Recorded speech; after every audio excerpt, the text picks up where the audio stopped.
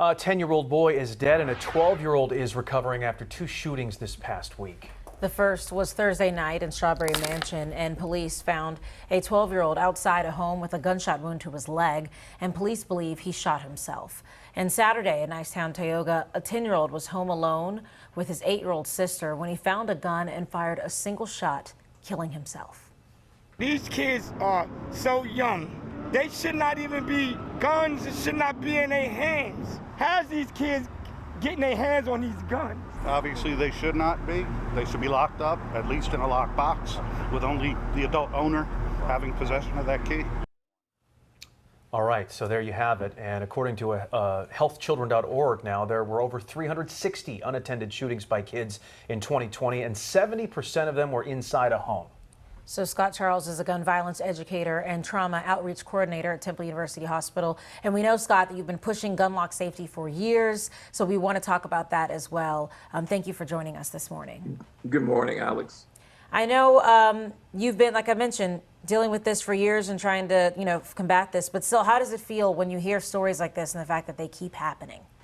It's heart-wrenching. This is something that I take incredibly personal. And so, a lot of times when these events occur, I'll have people who are close to the scene reach out to me, first responders, to let me know that there's going to be a child coming into a trauma center somewhere in the city. And I immediately think about the families and the parents and all the friends and the loved ones that are going to be impacted by this incredibly preventable tragedy. Yeah, and we should point out, you're a gun owner yourself. You're an advocate for responsible gun ownership. And as you mentioned, how preventable these shootings are. When these guns get in the wrong hands, this is what happens, especially 15, 14-year-olds. And, they don't even appreciate life yet at that age.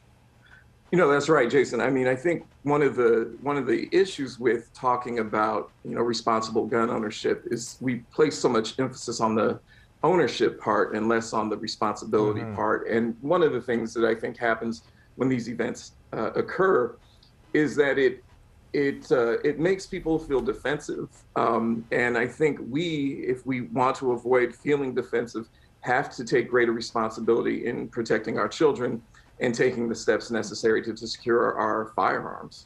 Well, of course, no one wants their child to be injured or to end up being killed by a gun. So what do you think the reason is? Do you think they think, it'll be, if I need to get my gun, it's going to be another step and maybe I won't get it in time? Or what do you think the hesitation is for folks to just do those precautions?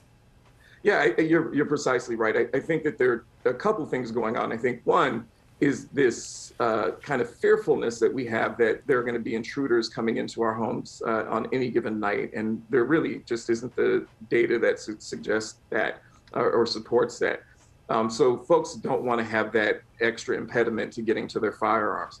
And then the other thing, there are people who do want to get access to free firearm devices. But the problem is that as we know, there are a lot of prohibited individuals in Philadelphia who are not allowed to legally own firearms. And that doesn't mean that they won't own them. It just means that they're unlikely to go to the police and take advantage of some of the free firearm safety device programs that are out there. So it's a couple things, and that's really what we're trying to do with our program, is to try to close that gap. But to touch on the first reason, does it really take that long? Can we debunk that then? If you are in a situation where you need to quickly get to your gun, if you do lock it up or have something on there, how long does it take? I mean, there are all kinds of solutions, and certainly, gun locks are the simplest and cheapest and most basic solution.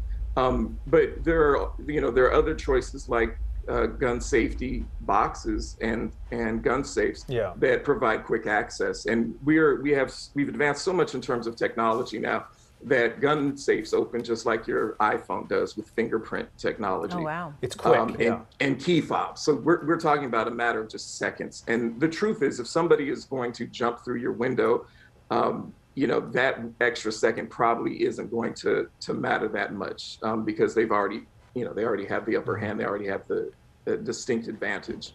You mentioned a free option for people on locks. How do people take advantage of that? Yeah, so, for this past several years, we've been giving out free gun locks here in Philadelphia to anybody who asks. We give them out at events through community organizations. And anybody who's listening who lives in Philadelphia who's interested in receiving a free gun lock can go to our website, which is templesafetynet.org, and look for the Safe Bet link. And that'll take you to a page where you can request a free gun lock. We will send them to you, no questions asked. We just want to make sure that we're doing everything that we can to help you protect your children. Yeah. And that's the important part. No questions asked, so no need to be concerned about what might happen. The important thing is safety here. Is it just the gun locks or also the vaults, or do you have other options if folks feel more comfortable with something else? Right now, because the gun vaults, I mean, they're surprisingly inexpensive for folks. They start at anywhere around $50 for one that's a little more sophisticated. You can get them even cheaper for a basic one. But given the number of gun locks that we've given out, more than 8,000 to date, it's just too cost prohibitive for us to give out free gun safes. So for now, it's just gun locks, but we're looking at other options so that we can help underwrite the cost for families who want to buy gun safes. There's a lot of people out there saying, what's causing this? What's the problem? And there's never one answer, but this is one of the problems. And so if we can just nip this in the bud, maybe the numbers start going down, lives start getting saved. Scott, really enjoyed having you on. Thank you very much. Yes, thank you. Thanks, Jason. Thanks, Alex. It's good to see you again, and thanks again for all the work that you've been doing. Thanks. Be well.